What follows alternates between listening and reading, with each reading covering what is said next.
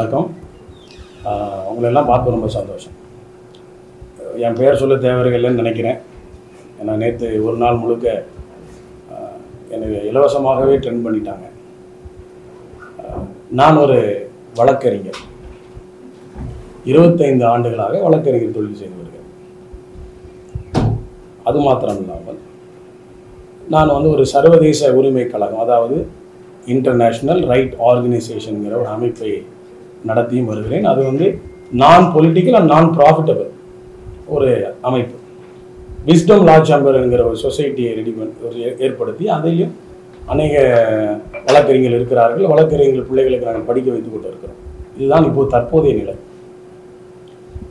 என்னை குறித்து நேற்று லிடியா என்கிற என்னுடைய மகள் ஒரு பெரிய பரபரப்பான ஒரு புகாரை கொடுத்திருந்தார்கள். அதை நான் வன்மையாக நான் மறுக்கிறேன். ஏன்னா அந்த புகார் தப்பு. 2014ஆம் ஆண்டிலே என்னை விட்டு அவர்கள் குடும்பமாய் பிரிந்து விட்டார்கள். அவர்களுக்கும் எனக்கும் எந்த சம்பந்தம் இல்லை. அப்புறம் அந்த பொண்ணுடைய 11th 12th தான் என்கிட்ட அவங்க இங்களை சேர்த்து வச்சுன்னு எடுக்கிற முயற்சியில் வந்தாங்க. 11th 12th படிக்கும்போதே அவளுடைய சில நடவடிக்கைகள் தவறாக இருந்தனால நான் கண்டித்தேன். அவங்க அம்மா துபாய்க்கு போயிட்டாங்க. துபாய்க்கு போனது எங்கிட்ட சொல்ல அவசியம் இல்லை, பிரிஞ்சுட்டாங்கல்ல. துபாய்க்கு போயிட்டாங்க. துபாய்க்கு இந்த பொண்ணையும் கூட்டிகிட்டு போயிட்டாங்க. ஆக மொத்தம் அந்த பெண் என்கிட்ட 2 வருஷம்தான், 1.5 வருஷம்தான் என் கூட இருந்திருக்கிறாங்க. மீதி அவங்க அம்மா என் கூட இல்லை. அவங்க தாத்தா மறித்த போது வந்தாங்க, சமாதானம் பேசினோம், வரல. இந்த வழக்கு திருச்சி கோர்ட்டில் நிலுவையில் இருக்கும்போது எத்தனை முறை நம்ம சம்மன் அனுப்பியும் அந்த சத்யகலாவுடைய அம்மா பிரேமா அந்த சம்மனை வாங்காமல் வேண்டுமென்றே மறுத்தார்கள். இது இப்படியே இருக்கிறது. 10 வருட காலமாக எந்த விதமான கான்டாக்ட் கிடையாது. திடீரென்று ஒரு 6 மாதத்திற்கு முன்பாக நான் எங்களுடைய வளர்ச்சி அதிகமாக இருந்த காரணத்தினால என்கிட்ட கேட்குறாங்க, என்ன நீங்கள் இப்படியே போனால் இப்படி ஒரு செட்டில்மெண்ட்டுக்கு வாங்க. என்ன செட்டில்மெண்ட் வரணும்? இல்லை நீங்கள் பணம்லாம் நிறைய வச்சுருக்கீங்க, நீங்கள் பணத்தை கொடுத்து எதாவது முடிக்கணும், இல்லை ஏதாவது ஒன்று செய்யணும்ல. எனக்கு படிக்கிறதுக்கு வழி இல்லாமல் இருக்கிறேன், எனக்கு லோன் கட்டணும், எனக்கு நீ எப்போ பணம் அனுப்பி வைப்ப அப்படின்னு கேட்குறாங்க. நீ கல்யாணம் முடிச்சுட்ட, அந்த பொண்ணோட தொடர்பு இருக்கிற, இந்த பொண்ணோட தொடர்பு இருக்கிற, எனக்கு எதாவது செட்டில் பண்ணுன்னு என்கிட்ட கேட்குறாங்க. நான் சொன்னேன், நான் கெட்டவன்னு சொல்லி தான் மறுபடியும் நீங்கள் என்கிட்ட வரீங்க. 10 வருஷத்துக்கு முன்னாடி போகும்போதும் இவர் ரொம்ப மோசமானவர், ஆனால் எனக்கு என்ன செய்ய போகிறார்? மகளிர் ஆணையத்திலையும் வரும்போது அதுதான் சொல்கிறாங்க. மகளிர் ஆணையத்தில் கம்ப்ளைண்ட் கொடுக்குறாங்க. இவர் நிறைய பெண்களோட தொடர்பு பார்க்காங்க, ஃபோட்டோலாம் காமிச்சிட்டு மகளிர் ஆணையம் அவங்கள சொல்கிறாங்க, ஏமா இது இந்த கம்ப்ளைண்ட் நீ கொடுக்கக்கூடாது, பாதிக்கப்பட்டவங்க யாராவது சொல்லணும்ல. நீ சொல்கிற, நான் கூட சொல்லுவேன்ல. நான் சொன்னேன், இது 10 ஆண்டுகளுக்கு முன்பாக நடந்த ஒரு சம்பவத்தெல்லாம் நீ பிரிஞ்சு போயிட்டு இன்றைக்கி எங்கள் அப்பா ஒன்று இதை நீ சட்ட ரீதியாக அணுகிக்கோமா அப்படின்னு சொல்லும்போது மகளிர் ஆணையத்தில் அவங்களுடைய எந்த விதமான மகளிர் ஆணையருடைய பேச்சை ஏற்றுக்கொள்ளாமல் ஆணையத்து முன்பாகவே வைத்து, நீ ஆம்பளையா, உன்னை கேவலப்படுத்துவேன், உன்னை நான் அசிங்கப்படுத்துவேன், நீ எப்படி இருப்ப, உன் பணம் வேண்டாம், எனக்கு ஒன்றும் வேண்டாம், நான் என்ன செய்வேன் பாருன்னு சவால் விட்டது அங்கேயே தெரியும். இதற்கு இடையில் என்னுடைய வழக்கறிஞராக இருக்கிற என்னோட அசோசியேட் வழக்கறிஞர் உயர்ந்த அந்த ரவிக்குமார் அவர்களை வீட்டுக்கு அழைத்து எங்களை அங்கே அழைத்து பேசினோம். அப்போ அவங்க பண்ணுற டிமாண்டு, எங்கள் பணத்தையும் நகையும் எங்கள் எல்லாத்தையும் எங்களை கொடுத்தா நாங்கள் விட்டுருதோம், அதற்கான ஆதாரங்கள் உள்ளது. இப்போ நீங்கள் மீடியாவில் காமிக்க நான் அந்த பொண்ணு மாதிரி கேவலம் கட்ட பையன் கிடையாது. ஏன்னா அதில் வீட்டுக்குள்ளே எடுத்த ஆடியோ, சமாதானத்தின் ஆடியோ, அப்படியே நான் அதை ரிலீஸ் பண்ணுவேன். அப்படி ரிலீஸ் பண்ண வேண்டிய நேரம் ரிலீஸ் பண்ணுறேன். அப்போ அந்த மாதிரி நம்ம கேட்கும்போது நாங்கள் சொல்கிறோம், சட்ட ரீதியாக உங்கள் அம்மா வர சொல்லு, நீ இன்றைக்கி பணம் வாங்கிட்டு ஓடிடுவேன், நாளைக்கு உங்கள் அம்மா என்கிட்ட பணம் எனக்கு தான் கேட்டான்னு செய்வேன். நேரடியாக கோர்ட்டுக்கு வாங்க. நான் கெட்டவன்னு சொல்கிறேன்ல, எங்களோட வாழை ஒரு 10 வருஷம் பிரிஞ்சுக்கப்புறம் என்ன, நீதிமன்றத்தில் வழக்கு நடத்துறதுக்கு எந்த விதமான அவங்களுக்கு தார்மீக உரிமை இல்லை என்பதை அறிந்து கொண்டு அந்த சத்யகலா என்கிற அந்த நபர் துபாயிலேருந்து இன்னும் வரல, துபாயில் இருந்துக்கிட்டு இந்த பொண்ணை ஆட்டி வைக்கிறாங்க. இதுதான் உண்மை. நான் ஒரு மத போதகர், நான் சர்ச்சை வச்சிருக்கிறேன்னு சொன்னோடனே அன்பு இந்து சகோதரர்கள்லாம் எங்களை தப்பாக நினச்சிக்கிட்டீங்க. முதல்ல அதை புரிஞ்சுக்கங்க. நான் சர்ச்சை வச்சிருக்கிற மாதிரியும் நான் ஒரு சபை நடத்துகிறேன், போலி போதகர். ஐயோ, நான் கிறிஸ்துவ மதத்தை நம்புகிறவன், நான் எல்லா சபைக்கும் போய் பிரசங்கம் பண்ணுவேன். எனக்கு சபையே கிடையாது. நான் 1000 விசுவாசிகள் வச்சிருக்கிறாருமா, காணிக்க வாங்குறாரு, வர பொம்பளை கூடலாம், இதெல்லாம் வந்து அநியாயமானது, அக்கறமானது. நான் வன்மையாக கண்டிக்கிறேன். என் பேரில் எதுவும் சபை இருக்குதா? கள்ள போதவர், மத போதவருங்கிறீங்க. எந்த சர்ச்சில் நான் பாஸ்டர் சொல்லுங்கள்.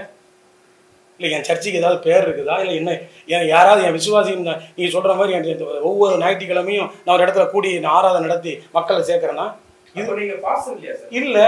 அப்போ உங்கள் பொண்ணு தான் சொல்கிறாங்க அவர் பாஸ்டர். ஆமாம், போதக.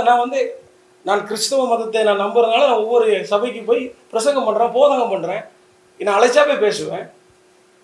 அவங்க என்ன சொல்கிறாங்க, வேணும்னு இவர் வந்து நிறைய பெண்களை கூட்டு வச்சு நடத்துகிறேன். எங்கே நடத்துகிறேன்? என்னை அழைக்கிற இடத்துல நான் போகிறேன். எனக்கு சொந்தமாக. அப்போ இது வந்து அந்த பொண்ணு சொன்னது உண்மைன்னா நான் ஏற்றுக்கிறேன். திட்டமிடப்பட்டு இதை வேற என்ன யாரோ சூழ்ச்சி பண்ணுறாங்க. என்னென்னா இப்படிலாம் போட்டால் தான் ட்ரெண்ட் ஆகும், இப்படி போட்டால் தான், இவர் மத போதனை போட்டால் தான் எவனுமே எதுவும் கண்டுக்க மாட்டான். எனக்கு அண்ணா நகரை சேர்ந்தேன்னு போட்டிருக்கு. நான் அண்ணா நகரே கிடையாது. மகளிர் ஆணையத்தில் இந்த அலுவலக அட்ரஸுக்கு சம்மன் அனுப்ப தெரிஞ்ச அந்த சானிலிடியா கிரேஸுக்கு அண்ணா நகர்னு ஏன் கொடுத்தாங்க? அப்போ அவங்களுக்கு என்ன தெரியுது, இந்த அட்ரஸ் கொடுத்தா அங்கே வருவாங்க, அங்கே விசாரித்தா எதுவுமே இருக்காது, சபைன்னு ஒன்று இருக்காது. திருநெல்வேலி அட்ரஸ் நல்லா தெரியும். ஏன் அதை கொடுக்கல?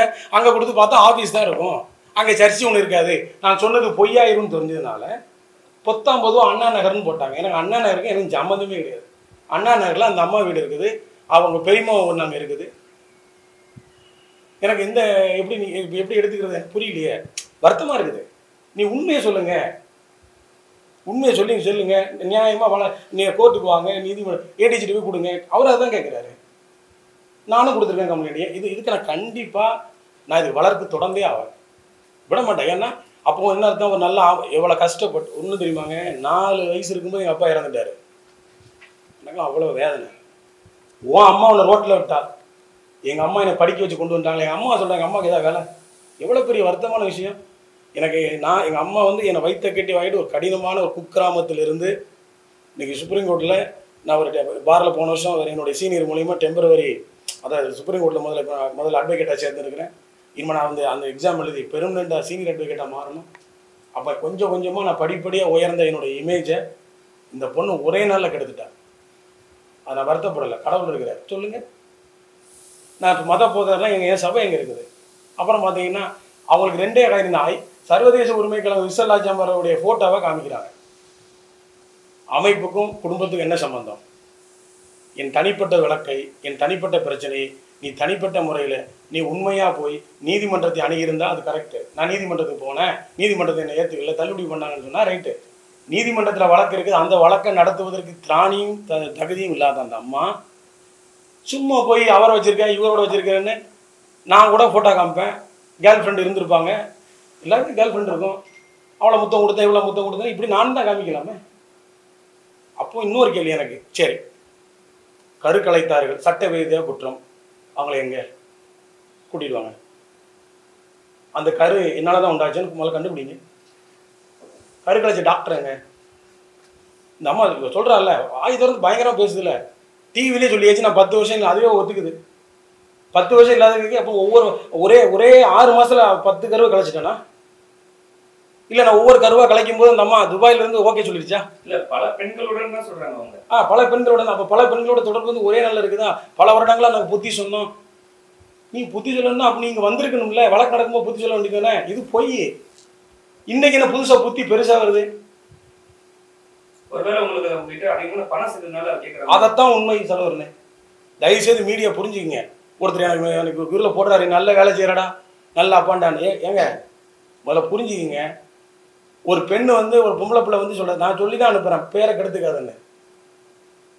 நான் அவங்கள பற்றி எந்த குறையாத குற்றமோ இதை எங்கேயே பேசியிருக்கேன்னா? இது சொந்த பிரச்சனை, இது என்னுடைய குடும்ப பிரச்சனை. இந்த குடும்ப பிரச்சனையை குடும்ப நீதிமன்றத்தில் போய் முறையிட்டு செயல்பட்டு இருக்கிறோம். அங்கே வந்து இவங்க இதெல்லாம் கொடுத்துருந்தாங்கன்னா இவங்களை மதிக்கணும். இன்றைக்கி வந்து என் மேலே இல்லாத பொய் குற்றச்சாட்டை பேசியிருக்கிறீங்க, நீங்கள் அதை தொடர்ந்து நடத்துங்க. நான் சட்ட ரீதியாக சந்திப்பேன். இதை நீங்கள் தயவுசெய்து சோசியல் மீடியாக்கள் இந்த மாதிரி கஷ்டப்பட்டு ஒரு கிராமத்துலேருந்து வளர்ந்து ஒரு இமேஜை காப்பாற்று உங்களுக்கு எவ்வளோ கஷ்டம்னு தெரியும்.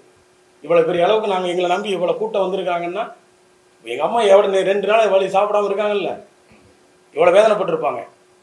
கேட்டால் எங்களுக்கு உங்கள் வேதனை இருந்துச்சுன்னா நீங்கள் அன்றைக்கே வந்து ரெண்டு குடும்பத்தாரும் பேசினார்கள். சரி, இந்த பொண்ணு கம்ப்ளைண்ட் கொடுக்க இல்லை, கம்ப்ளைண்ட் கூட அவங்க பெரியம்மா மட்டும்தான் வருது. அவங்க பெரியம்மா எங்ககிட்ட ஒரு வழக்கு கொடுத்துருக்கு.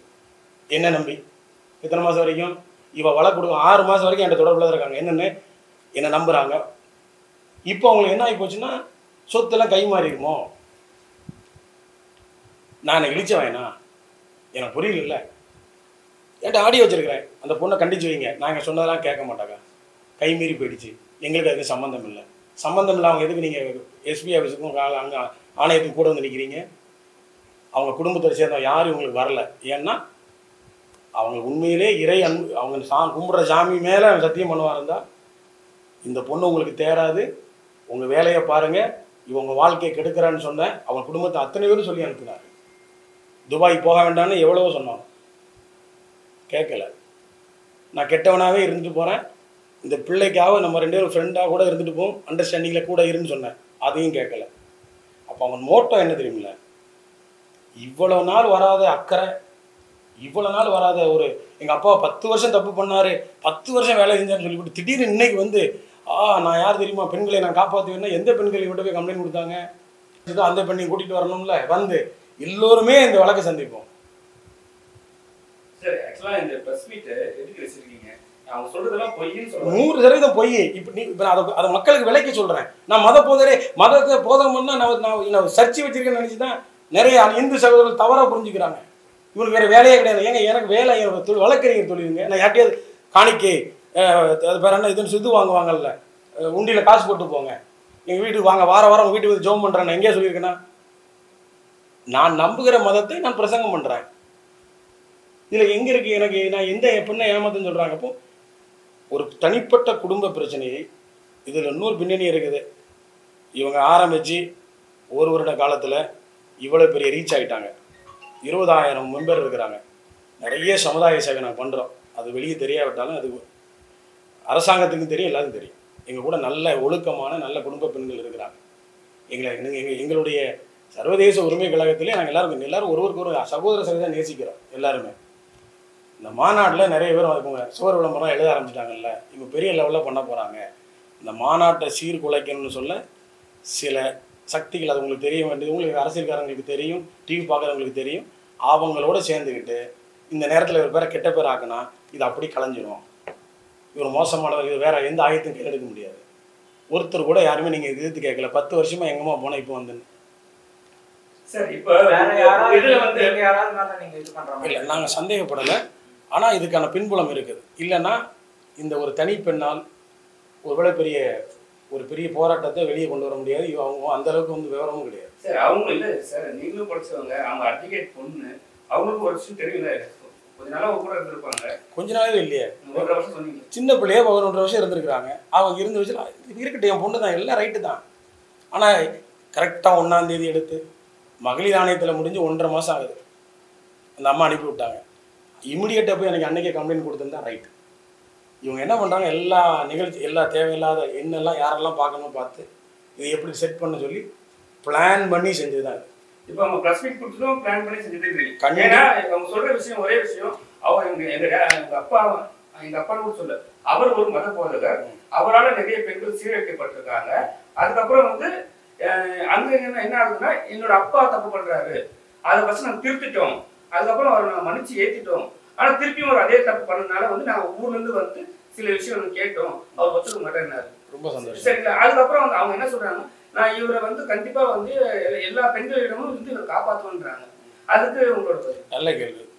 எப்போ என்ன மன்னிச்சாங்க, எப்போ என்னை வந்து ஏற்றுக்கிட்டாங்க, என்னை மன்னிச்சதுக்காக என்னை வந்து நான் அவர் மன்னிச்சோம்னு சொன்னாங்களா, இல்லை இவங்க என்ன அப்போ நான் வந்து ஒரு 4 பெண்ணை வந்து கற்பம் கலைச்சிட்டோம்னா மன்னிச்சு ஏற்றுக்குவாங்களா? அப்போ ஓகே தானே? அது கேள்வி வரும். சரி, ஒரு 10 பிள்ளைகளுக்கு எடுத்துட்டப்பா, உன்னை மன்னிக்கிறேன், இனிமே கெடுக்காதுன்னு சொன்னால் அப்படி அப்போ இவங்க பெண்ணா தத்தனை? நீ ஒன்று மன்னிச்சா எல்லாத்தையும் மன்னிக்கணும். அவங்க கதைக்கு வரேன், நீங்கள் ஒன்று இதை பார்த்து இதை மட்டும் கட் பண்ணி போட்டு விட்டுறாதீங்க. இது அது வேற இல்லை, சொல்கிறேன் இயற்கையாவே. 10 பெண்களை கற்பனை அவரே சொல்லிவிட்டார் பாருங்கன்றாங்க. இல்லை இப்போ மன்னிக்கிறாங்கல்ல, அப்போ நான் 10 பெண்களை இவங்க சொல்கிறாங்களே, சார் 5 பெண்களை இவங்க கற்பழிச்சிட்டார் சார், நான் மன்னிச்சிட்டேன், மீதி 5 பெண்களை கற்பழிச்சு நான் விட மாட்டேன். அப்போ எனக்கு இது புரியலையே. இது அப்போ இது போகிற நாடகம். இவ யார் என்ன மன்னிக்கிறது? இவன் வந்து மன்னிச்சாருன்னா நீ என்ன பண்ணியிருக்கணும், நீதிமன்றத்தை வந்து அணுகியிருக்கணும். இவங்க என்னைக்கு வந்தாங்க, வந்ததே 6 மாதம் முன்னாடி. பாஸ்போர்ட்டை காமிச்சு சொல்லுங்கள், பாஸ்போர்ட்டை முடக்கினா தான் இந்த பிள்ளையோட விவரம் தெரியும். இது வந்து எங்களுடைய சர்வதேச உரிமை கழகத்தையும் எங்களுடைய விஸ்டலாஜம்பரை பேரை கெடுக்கணும், முக்கியமாக என் பேரை கெடுக்கணும். அது நடக்கவே நடக்காது. நாங்கள் உண்மையாக கடினமாக உழைச்சி வந்தது. எவன்ட்டையும் ஆட்டையை போட்டோம், நிறைய சொல்லுவாங்க ஆட்டையை போட்டாங்க அங்கே, அதெல்லாம் கிடையவே கிடையாது. அதை வந்து இந்த மாநாட்டை கெடுக்கணுங்கிற முழு திட்டம் தான். என் பேரை கெடுக்கணும் தான். அவன் இங்கே சவால் விட்டு ஆடியோ கூட இருக்கு, அவன் பேரை கெடுக்க விட மாட்டேன்னு. அப்படின்னா இந்த பொண்ணு வந்து திருத்ததுக்கு வந்திருக்க, பேரை கெடுக்கிறதுக்கு வந்திருக்கான். பெண்கள்கிட்ட என்ன பாதுகாப்புனா எந்த பெண்கள் கொடுத்துருக்காங்க, இவர் என்ன வந்து கையை பிடிச்சிருக்காரு. அப்படி பெண்களுக்கு பாதுகாப்புனா என் கூட இவ்வளவு பெண்கள் கூட்டம் இருக்குது. அதுதான் சார் கேட்க வந்தேன். என்னன்னா இப்ப வந்து ஒரு பெண் பாதுகாப்பாக வந்து சொல்றாங்க உங்ககிட்ட. ஆனா உங்க ஆர்கனைசேஷன் வந்து 20,000 பேர் இருக்காங்க, 20,000 பேர் இருக்காங்கல்ல, எப்படி பார்த்தாலும் ஒரு 10,000 பெண்கள் இருப்பாங்க. அவங்க வந்து இந்த விஷயத்தை கேள்விப்பட்டோன்னு என்ன ரியாக்ட் பண்ணாங்க? எங்கள் தலைவரை நான் நம்புகிறோம், இதுவரைக்கும் பயணித்தவர் எங்கள் கூட இருந்த வரைக்கும் நான் கேட்க வேண்டாம், நீங்களே போய் கேளுங்க. ஏன்னா நான் கேட்டால் கூட சொல்லி வச்சோம், யார்கிட்ட வேணாலும் நீங்கள் போய் கேளுங்க இவருடைய கேரக்டர் எப்படின்னு சொல்லுங்க. நான் ஓப்பன் சேலஞ்சே சொல்கிறேன். எங்கள் அமைப்பை சேர்ந்த நிர்வாகிகிட்ட ஒரு பெண்ணிட்ட போய் கேளுங்க. எல்லாரும் என்ன எல்லோரும் இங்கே கிளம்பி வந்துட்டு இருக்கிறாங்க ஒவ்வொரு மாவட்டமாக. இது எப்படி ஒரு வந்து எங்கள் பெண்ணுக்கே இழப்பு. ஒரு 10 பேர் கற்பழிச்சாராங்க, இது பண்ணுறான் அது பண்ணுறான்னு நீ சொல்லிட்டு போகிறான், நீங்கள் எப்படி விட்டுட்டு இருப்பீங்க? குடும்ப பிரச்சனையை திசை திருப்பி அவங்களுக்கு ஆதாயம் கிடைக்கல. இப்போ 10 வருஷம் பிரிஞ்சாச்சு, நீதிமன்றத்துக்கு போனாலும் ஒன்றும் ஆக போகிறது இல்லை. நீதிமன்றத்தை வந்து கேட்பான்ல, ஆட்டோமேட்டிக்காக டிவோர்ஸ் ஆகிடும். டிவோர்ஸ் ஆக தான் செய்யும். ஏற்கனவே 10 ஆண்டுகள் 7 வருடங்கள் பிரிந்தாலே முடிஞ்சு போச்சு, தொடர்பே இல்லை. அதனால் இப்போ அவங்க எதையாவது ஒன்று கையில் எடுத்துக்கிட்டு இவரை இப்படி தான் கேவலப்படுத்தணும்னு நினைக்கிறாங்க. நான் உண்மையிலே வந்து அந்த திருச்சியில் இருக்கிற கோர்ட்டில் வழக்க நடத்த சொல்லுங்கள். நல்ல கேள்வி. அவளுக்கு வந்து 11, 12ஆம் கிளாஸ் வரைக்கும் என் கூட இருந்தா. எந்த ஃப்ரெண்டு? 11th ஸ்டாண்டர்ட் ஃப்ரெண்டை சொல்கிறாளா, இல்லை வந்து துபாயில் இருக்கிற ஃப்ரெண்டு 3 வருஷம் படிச்சிருக்கா அந்த ஃப்ரெண்டை சொல்கிறாளா, 8ஆம் கிளாஸ் படித்த பிள்ளையை சொல்கிறாளா? இல்லை, கரெக்டு கிடையாது. அவளுக்கு ஃப்ரெண்டு இருக்கும்ல, 11th 12ங்கிறாங்க. அவங்க என் கூட இருந்தாங்க. எந்த ஃப்ரெண்டு? முழுக்க போய் தோழியை வந்து இவனா, அவள் தோழி எங்கே இருக்கா? இவ கூட்டு வந்த மாதிரி. இவன் இருந்ததே 1.5 வருஷம் என் கூடவே இருந்து என்கிட்டவே பலகாரங்கள்லாம் எடுத்துக்கிட்டு யாரை இவங்களை இப்போ கேவலப்படுத்தலாம்னு நினைக்கிறது. தோழி ஏமாத்திட்டேன், இப்போ தோழி ஏமாத்திட்டா தோழி வந்து கம்ப்ளைண்ட் கொடுக்கட்டுமே. அப்போ தோழி சொல்றது போய் முழுக்க பச்சை போய் அது. இது அவளுக்கும் தெரியும். தோழிகிட்ட எத்தனை முறை பேசலாம், எடுத்துற சொல்லுங்க. சரிங்க சார். இப்போ வந்து கண்டிப்பாக வந்து நீங்களும் ஒரு மறுப்பு தெரிவிக்கிறீங்க. அவங்க வந்து சொன்னாங்க, ஒரு பைக்கு பேட்டி கொடுத்தாங்க, இந்த மாதிரி எங்கள் அப்பா ரொம்ப கெட்டவன். அதுக்கப்புறம் நீங்கள் ஒரு விஷயம் சொல்லிருந்தீங்க, 25 லட்ச ரூபாய் கேட்டு. உண்மைதான். அதை பற்றி 25 லட்ச ரூபாய் கேட்டது உண்மை. அவங்க வந்து நகை போட்டோம். இப்போ புதுசாக ஒரு கதை சொல்கிறாங்க, நாங்கள் வந்து 150 பவுன் நகை போட்டோம். அப்படிலாம் ஒன்றும் போடலை. இது திருமணம், காதல் திருமணம். என் கூட ஓடி தான் வந்து கல்யாணம் பண்ணாங்க. நாங்கள் பார்த்து நல்லா தான் வச்சுருந்தோம். அவங்க அந்த மாதிரி நகைலாம் போடலாம். அந்த நகையை திருப்பி கொடு, சொத்தை திருப்பி கொடுன்னு கேட்குறாங்க. சொத்து என் பேரில் கிடையாது. அவங்களுடைய அப்பா வந்து பெரிய பணக்காரர், நல்ல மனிதர், காரைக்காலில் இருக்கிற, இறந்துட்டார். அவர் இருந்திருந்தால் அந்த அளவுக்கு விட்டுருக்க மாட்டாங்க. அவர் ஒரு தங்கமான மனுஷன். அந்த மனுஷன் இருந்தால் இப்படி நடக்காது. அவர் தான் எவ்வளவோ முயற்சி பண்ணார், இந்த பொண்ணு கேட்கல. இது அவங்க குடும்பத்துக்கே தெரியும். அந்த நல்ல மனுஷன் அவர் இருந்தால் இந்த மாதிரி இந்த பிள்ளையை போக விட்டுருக்க மாட்டார். இது அவங்க யார் பேச்சும் கேட்காம செய்கிறாங்க. நகை கேட்டாங்க. காரைக்காலில் ஒரு சொத்து இருக்கிறது, அது அவள் பேரில் தான் இருக்குது, என் பேரில் கிடையாது. ஒரு பெரிய பொட்டிக் ஷாப் ஆரம்பித்தாங்க. அதையும் அவங்க அப்பா பணம் கொடுத்து அவள் பேரில் தான் ஆரம்பிச்சது, அவங்க தான் நடத்துனாங்க. அவங்க இப்போ என்ன சொல்ல வராங்க, நீ எல்லாத்தையும் பொம்பளைக்கு செலவச்சுதாங்கிறாங்க. எனக்கு அது என்னன்னே தெரியல. அந்த கணக்கு வழக்கெல்லாம் அவங்ககிட்ட தான் இருக்குது. அந்த கடையை வேற விற்றுட்டாங்க. இப்போ நான் என்ன செய்ய, எனக்கு இதில் எனக்கு எதுவுமே எனக்கு தெரியல. இப்போ பணம் தானே, நான் என்கிட்ட எங்கே பண்ண, நான் ஊருக்கு வரும்போது நான் வாங்கின காரையும் அவர் எடுத்துக்கொண்டார்கள். அது அவங்க அத்தை பேர். நல்ல பணக்காரர், நல்ல வசதியானவங்க. என்னதான் எதிர்பார்க்குறாங்க? எனக்கு எதிர்பார்க்கல, நான் வந்துடக்கூடாதுன்னு நினைக்கிறாங்க. என்ன வந்துடக்கூடாது? எப்படி இவன் வந்து இப்போ டிவோர்ஸ் ஆகிடுச்சு இல்லை, இவன் வந்து கல்யாணம் டிவோர்ஸ் ஆகி போச்சு, இவனை வந்து இவன் முன்னேறி வந்து பெரிய ஆள் ஆகிடக்கூடாது. உங்களுக்கு நீங்கள் பெரிய ஆள் ஆகிடுவீங்கன்றதுல அவங்களுக்கு என்ன சொல்லுவாங்க? அவங்களுக்கு வேறு அவங்கள ஆசையாக தானே. இப்போ ஒரு பெண்ணுக்கு எப்படி பழிவாங்க நினைப்பாங்க, ஓஹோ இவன் நான் என்னை விட்டு போனதுக்கப்புறம் இவன் பெரிய ஆள் ஆகிட்டான்ல, அப்போ அவங்க மேலே கெட்ட பேர் ஆகிருந்தா என்ன பண்ணி குடும்பம் நடத்தினேன், இப்போ அவன் நல்லா வந்துட்டான்ல, இதை தான் நான் நடத்த சொன்னோம். நீ உன் கூட இருக்கும்போது பல பெண்களோட தொடர்புன்னு சொன்னியல்ல, உன்னை விட்டு தனியாக போயிட்டான்ல, அப்போ நிறைய பெண்களோட தொடர்பு இருக்கா? அப்படிதான் கேள்வி வரும். உன் கூட இருக்கும்போது நீ பல பெண்கள் தொடர்புங்கிற, தனியாக போனதுக்கும் தொடர்பு இருக்குன்னு சொல்ல முடியாது இல்லை. அது அது அது அவங்களுக்கு பெரிய அவங்களுக்கு சார் உண்மையாக சொல்கிறேன், இது வந்து நான் அவங்களுடைய பழிவாங்க நோக்கம் தான் இது. நான் வரவே மாட்டேன்னு நினச்சாங்க, என் சொந்தக்காரனே நினச்சிட்டான். அதுதான் வருது. அது நடக்கிற பொறாமையில் இருக்க தானே செய்யும். விமர்சனம் வர்றதுனால சந்தோஷப்படுறேன். ஏன்னா நிச்சயமாக இந்த விமர்சனத்தை எதிர்கொள்ளணும். அப்படின்னா தான் உண்மை மக்கள், தயவுசெய்து மக்கள் உண்மையை புரிஞ்சுங்க. நீங்கள் பாட்டில் கமெண்ட் போகிற என்ன வேணாலும் போடுங்க, எப்படி வேணாலும் திட்டுங்க, தப்பு இல்லை. நான் உண்மையிலேயே சொல்கிறேன், அது வந்து நான் நம்புகிற இறைவன், அது நீங்கள் நம்புகிற இறைவன். எங்கள் அப்பா பேர் முருகன், ஒருத்தன் கேட்குறான் இந்துவாக இருந்துட்டு நீ பாஸ் ஆகுது. நான் பாஸ் ஏங்க சபையே நடத்தல, தெரியாமல் நீங்கள் பாட்டில் போடுறீங்க, ஈஸியாக ட்ரெண்ட் ஆகுறீங்க. பரவாயில்ல, உண்மையை தெரிஞ்சுங்க. நான் அந்த பொண்ணை பற்றி தப்பு சொல்லுங்கன்னா நீதிமன்றத்தில் வந்து நடத்த சொல்லுங்கள் வழக்க. அங்கே வந்து அவங்க எல்லா டாக்குமெண்ட்டையும் கொடுக்கட்டும், ப்ரூவ் பண்ண சொல்லுங்கள். சார், ஒரு ஆண் வந்து என்னதான் கத்தி கதறி போராடினாலும், ஒரு பொண்ணு தெருவீதிக்கு வந்து 4 வார்த்தை பேசினாலும் மக்கள் அதான் எடுத்துக்கணும். உண்மைதான். அதுதான் இப்போ வந்து மக்கள் எல்லாருமே வந்து அவங்களுக்கு தான் சப்போர்ட் பண்ணிட்டு என்னதான் பேசினாலும் கரெக்ட். இவர் வந்து ஒரு உண்மைதான், உண்மை 20% தான் நம்மள மீது 80% மக்கள் நம்ப மாட்டாங்க. ஏன்னா ஒரு பெண் வந்து இப்படி சொல்ல மாட்டாங்கன்னு. ஆனால் அதனுடைய பின்புலம் வந்து இப்போ நீங்கள் சேனல் வச்சுருக்கிறீங்க, எவ்வளோ அரசியல் கட்சிகள்லாம் பார்ப்பீங்க, எந்த ஆயத்தை எடுத்தால் யாரை உடைக்கலாங்கிறது உங்களுக்கு தெரியும். இவன் திருடுனா, இவன் ஏமாத்தினா, இவன் வந்து அப்படி சொன்னால் கஞ்சா கடத்தினாருன்னு சொன்னால் அது எடுபடாது. ஒரே வழி பெண்ணை கை வச்சுட்டான் அப்படின்னா அந்த ஆயத்தை அவங்க எடுத்துருக்குறாங்க. இது இயற்கை. எனக்கு இது வருத்தம் இல்லை. இதை வந்து என்னுடைய தரப்பையும் நீங்கள் போடுங்கன்னு தான் சொல்ல வரேன். நீங்கள் அவங்க இதை போடாதீங்கலாம் நல்லா போடுங்க. மக்கள் பார்க்குறாங்கல்ல, மக்களுக்கும் அறிவு, மக்களுடைய பகுத்தறிவு இருக்குல்ல, கேட்பாங்கல்ல. 10 வருஷம் நீ போனேன், இன்னைக்கு மன்னிச்சுட்டேங்கிற, இன்னைக்கு வந்துட்டேங்கிற, நீ போனங்கிற, நீ கொடுத்த எல்லா கம்ப்ளைண்ட்டும் என்கிட்ட இருக்குது.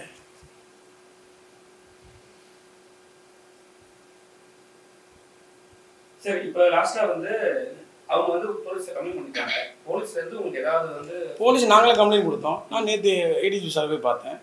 அவர் கேட்டார், அந்த கேஸுன்னு 2 கேஸையும் திருநெல்வேலிக்கு மாற்றிட்டாங்க. திருநெல்வேலி தான் உங்களுக்கு, ஆமாம் அங்கே போடுங்க, அங்கே விசாரணை நடத்துன்ட்டாங்க. 2 கேஸும் திருநெல்வேலிக்கு போயிருக்கு. நான் கொடுத்த கம்ப்ளைண்ட், அவங்க கொடுத்த கம்ப்ளைண்ட். உண்மையில் சொன்னால் நான் வந்து டிவிக்காக பேச நினைப்பாங்க. உண்மையில் கொலை மிரட்டல் இருக்கிறது. அதை நான் சொல்ல விரும்பலை. அது போலீஸ் டிபார்ட்மெண்ட்டுக்கும் தெரியும். ஏன்னா அவங்களோட பேக்ரவுண்ட் எனக்கு தெரியும். யாருக்கு சார் கொலை மிரட்டல்? எனக்கு தான், வேற என்ன. வேண்டாம், நான் வந்து சொல்லக்கூடாது. அப்படி சொன்னால் நான் ஏன் குற்றப்படுத்தணும்? வரட்டும். நான் என்ன சொல்கிறேன், எதுவுமே அது வந்து பப்ளிசிட்டி பண்ணி பெரிய ஆளெல்லாம் நேரடியாக விசாரணையில் வெளியே வரும்ல. ஆனால் யார் போய் சொன்னால் உங்களுக்கு தான் தெரிஞ்சிடும்ல. விசாரணை வெளியே தானே வரும். நோக்கம் தெரிஞ்சிடும்ல, இன்டென்ஷன் தெரிஞ்சிடும். What is the intention? இதை ஏன் இப்படி ஹேண்டில் பண்ணணும்? தனி குடும்ப பிரச்சனையே இவ்வளவு மன்னிச்சு ஏற்றுக்கிறவங்க, இவ்வளவு சொல்கிறவங்க, அந்த நீதிமன்றத்தில் இருக்கிற வழக்கில் போய் ஆஜரானா என்ன? அங்கே நீதிபதி எடுத்து சொல்லலாம்ல. அந்த நீதிமன்றத்தை எடுத்து சொல்லிட்டு நீதிமன்றத்திலிருந்து வெளியே வந்து ஒரு ப்ரெஸ் மீட் வச்சு நான் வந்து சட்ட ரீதியாக வழக்கை சந்திக்கிறேன், இவரை குற்றவாளி என்று நிரூபிக்கிறேன்னு சொல்லியிருந்தாங்கன்னா எக்ஸலண்ட், வரவேற்கத்தக்கது. அந்த கொடுத்த கம்ப்ளைண்ட்டு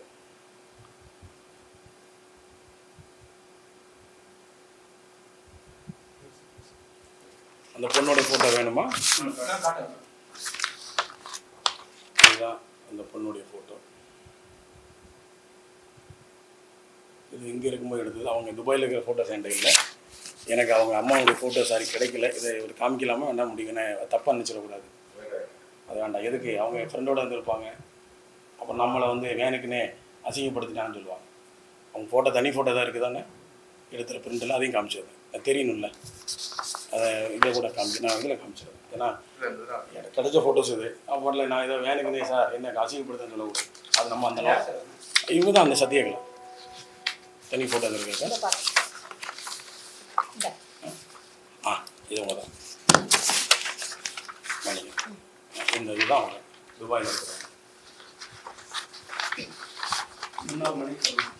அப்படிதான்.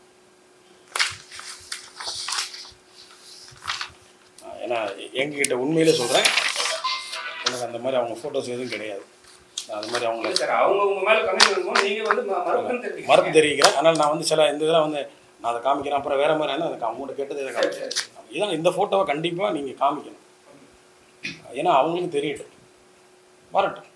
நன்றி. நீங்கள் இவ்வளோ நம்பிக்கை வைத்து எங்கள் வந்து என்னிடத்தில் வந்து நேரடியாக விசாரணையில் நேரடியாக வந்து என்னுடைய கருத்தை தெரிந்து கொண்டதுக்கு எனக்கு ரொம்ப சந்தோஷம். சோஷியல் மீடியா நிச்சயமாக எங்கள் இப்படிப்பட்ட உழைப்பாளிகளின் பக்கம் உண்மைகளின் பக்கம் நீங்கள் இருப்பீங்க நான் நம்புகிறேன். நல்லதே நடக்கும்.